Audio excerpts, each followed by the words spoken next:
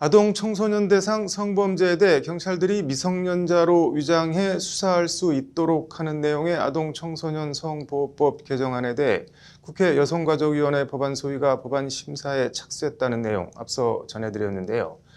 이 같은 위장 수사에 대해 법조계는 어떻게 생각하는지 의견을 들어봤습니다.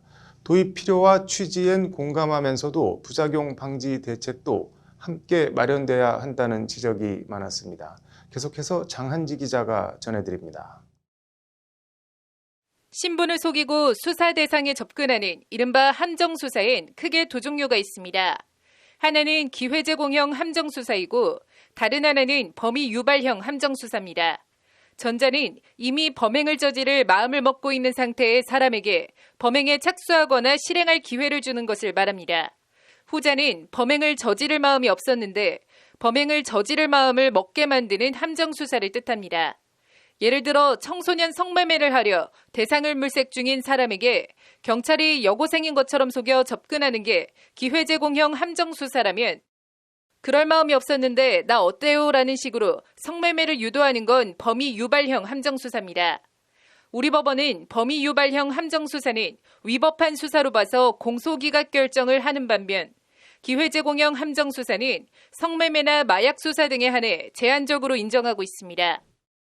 가장 큰 이유는 우리 형사소송법 308조 2에 따라서 위법하게 수집된 증거는 증거로 사용할 수 없고 그 유죄 재판을 하기 위해서는 우리 형사소송법 308조의 증거에 의한 유죄 재판 그러면 위법하게 수집된 증거는 증거로 사용할 수 없으니 더불어민주당 권인숙 의원과 진선미 의원이 대표 발의한 아동 청소년 성보호법 개정안은 지금도 법원에서 제한적으로 일부 인정되고 있지만 아동 청소년 대상 성범죄의 경우엔 함정 수사의 적법성과 수집된 증거의 증거 능력을 법적으로 분명히 보장하자는 취지입니다. 법조계에선 대체로 아동 청소년 대상 성범죄 수사 특성상 위장 수사가 불가피한 측면이 있다는 데에 공감하고 있습니다. 위장 수사가 아니면 사건이나 관련자들에 대한 접근 자체가 어려운 경우가 많다는 겁니다. 미성년자 성착취 범죄 이런 부분, 그다음에 디지털상에서 요즘에 지인 능욕이라고 해서 사진 합성해서 막 유포시키는 사이버 명예훼손들이 있거든요. 네. 이런 경우는 쉽게 얘기하면 거기 관계된 자로 접근하지 않으면 도대체 누군지를 파악을 못하는 경우가 많아요. 특히 이제 이 서버가 외국에 있는 어떤 그 온라인 사이트를 많이 사용을 하다 보니까 다만 이 경우에도 기회제공형 함정수사가 아닌 범위유발형 함정수사는 안 된다는 데엔 크게 이견이 없습니다.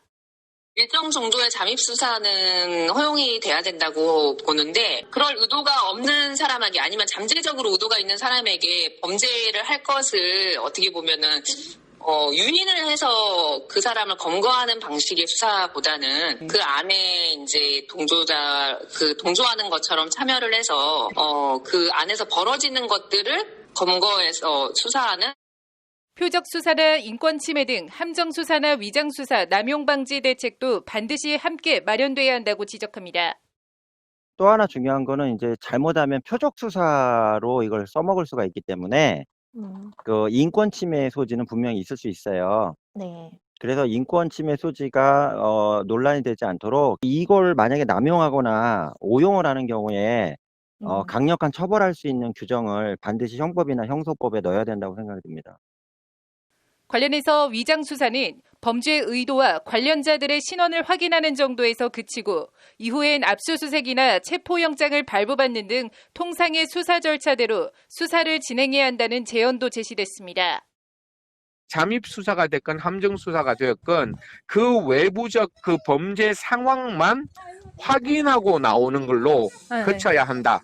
왜냐하면 거기서 영장 없이 압수수색하거나 그다음에 영장 없이 어떤 그 반대편 사람들에 대한 뭐 인권 침해도 될 수 있겠네요. 인권 침해적 수사를 한다면 그는 굉장히 또 심각한 그 잠입 수사를 통한 불법이 자행될 수 있기 때문에 더불어 위장 수사, 잠입 수사를 수행하는 사람의 안전담보 장치 마련도 반드시 필요합니다.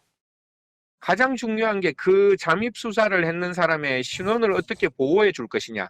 라는 측면이 더 중요한 거예요. 그러니까 그게 수사에 들어가는 사람이 사실상 그 범죄 집단 안으로 들어가는 거잖아요. 네. 그렇기 때문에 그 사람이 했던 어떤 그 신분 보장이라든가 그 사람의 어떤 그 외부에서 받을 수 있는 어떤 위해를 막을 수 있는 법안 필요성에 대해선 대체로 공감하는 만큼 정부 부처 간 입장 조율과 예상되는 부작용을 차단할 수 있는 방지책 마련도 법안 처리를 위해 함께 진행돼야 할 것으로 보입니다. 법률방송 장은지입니다.